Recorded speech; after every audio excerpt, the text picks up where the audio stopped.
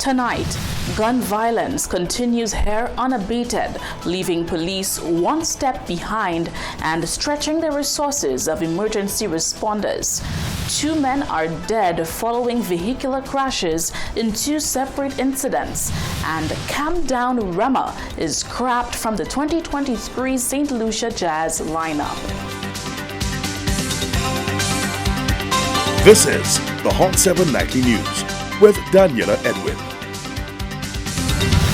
Good evening, it is Monday, March 6, 2023. I am Daniela Edwin. Welcome to the Hot 7 TV Nightly News. We are on Flow Channel 117, Kiss FM, the Caribbean Hot FM mobile app, and the Caribbean Hot 7 TV Facebook page. Not forgetting those of you using the Hot 7 plug and play antenna. Thank you for joining us. St. Lucia recorded yet another homicide by gun violence around 11:50 p.m. on Sunday, March 5, 2023. The victim, Jason Montoute, a driver plying the Castries-Grosley route. He was shot dead in his vehicle while in the community of Foissaw, quarter of Babonneau. The deceased, who appeared to be shot multiple times, was slumped over the steering wheel of the bus. Emergency responders received a distress call regarding the situation. We have an incident report from Press Relations Officer at the St. Lucia Fire Service, Stacey Joseph. Officers at the Fire Service Headquarters and Babonneau Fire Station responded to an emergency call at Foissaw in Babonneau on Sunday 5th March at approximately 10:15 p.m. It was reported that there was an alleged shooting and motor vehicular incident.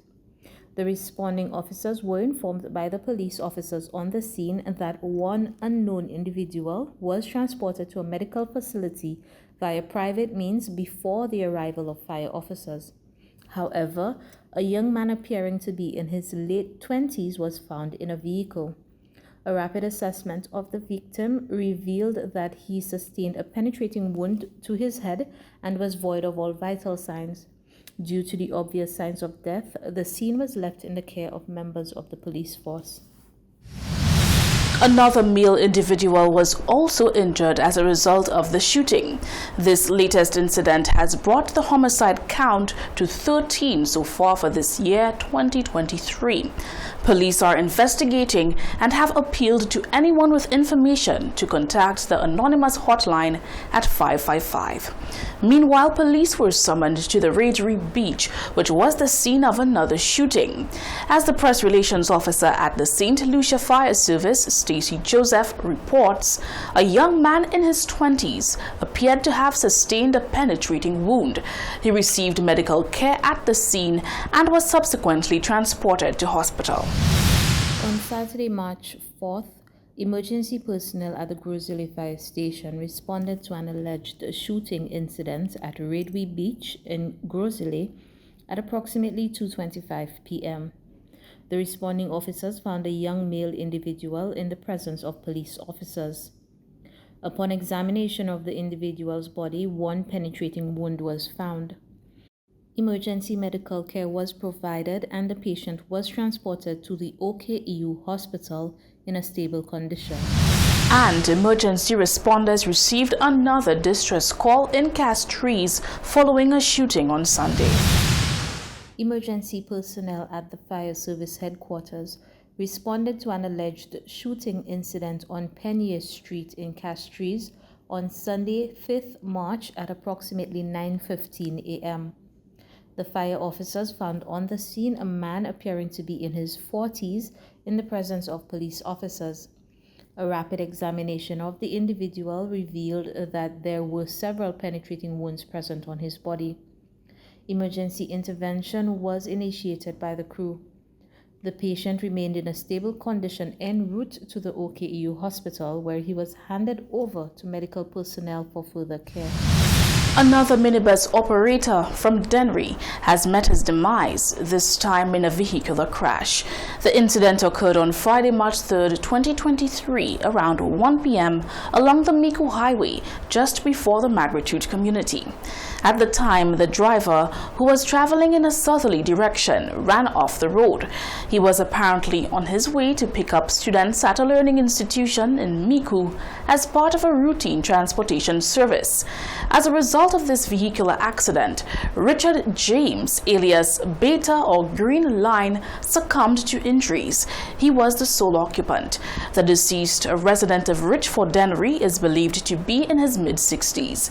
In more tragic news, a motorcyclist is dead following a head-on collision with a motor vehicle in Bexar on Sunday. Stacey Joseph has an incident report. A response was made from the fire service headquarters to Bexar for a head-on collision between a motorcycle and a car at approximately 4:30 p.m. on Sunday, 5th March. The arriving personnel found an individual who was identified as the rider of the motorcycle lying on the road. A rapid assessment revealed that the patient sustained abrasions and lacerations to his body and an apparent fracture to one of his legs. He was immobilized on a spine board and provided rapid emergency transportation to a medical facility. The driver of the other vehicle signed a release form refusing medical attention.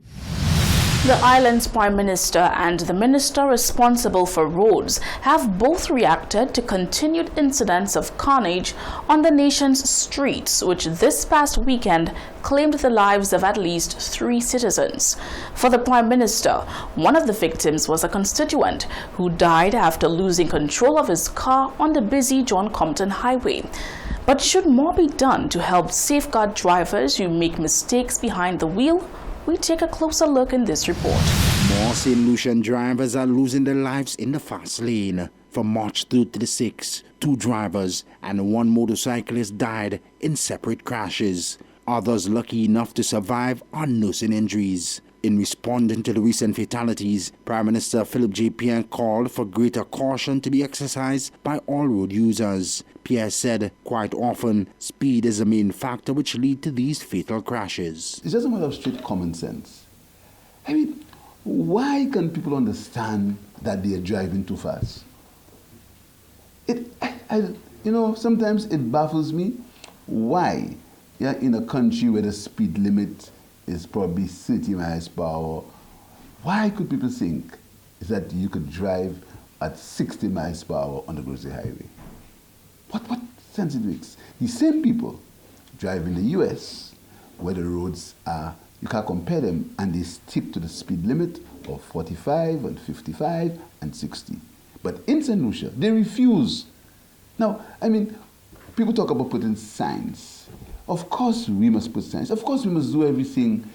Right now, I understand the Ministry of Infrastructure put on a speed bump in Dex Harbour Club. It's causing problems. People saying it's blocking the traffic, they're wasting too much time. People just have to exercise a little more common sense and a little more tolerance. But can more be done to make the roads more user-friendly and safe? Crash barriers, better designed and well-maintained roads can all help save the lives of drivers who make mistakes behind the wheel. Infrastructure Minister Stephenson King, who has direct responsibility for roads, was asked by reporters if more could be done to make the commute safer. According to him, it starts with education. Many, in fact, do complain that some of the accidents which occur on the roads are as a consequence of potholes. In some instances, it's as a consequence of the good surfaces that we provide.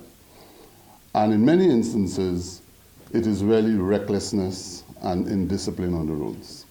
We are hoping in this new financial year to launch a very aggressive road campaign, which we are designing as we speak, road safety campaign that is, to be able to sensitize the general population on the use of our roads, the need to respect signs and signals, etc. on the roads, and of course to be conscious of the fact that when you're on the road, you are in a situation where you're likely to take someone's life. So far this year, St. Lucia has registered 10 road fatalities, many of whom are young drivers. For the Hot 7 TV News, I am Shannon Lamont. You're watching the Hot 7 TV Nightly News. Still to come, several CDC building blocks have been earmarked for demolition. And the Prime Minister provides an update on the health of the ailing Minister for Social Transformation. Stay with us, we'll have the details to these stories and so much more right after this.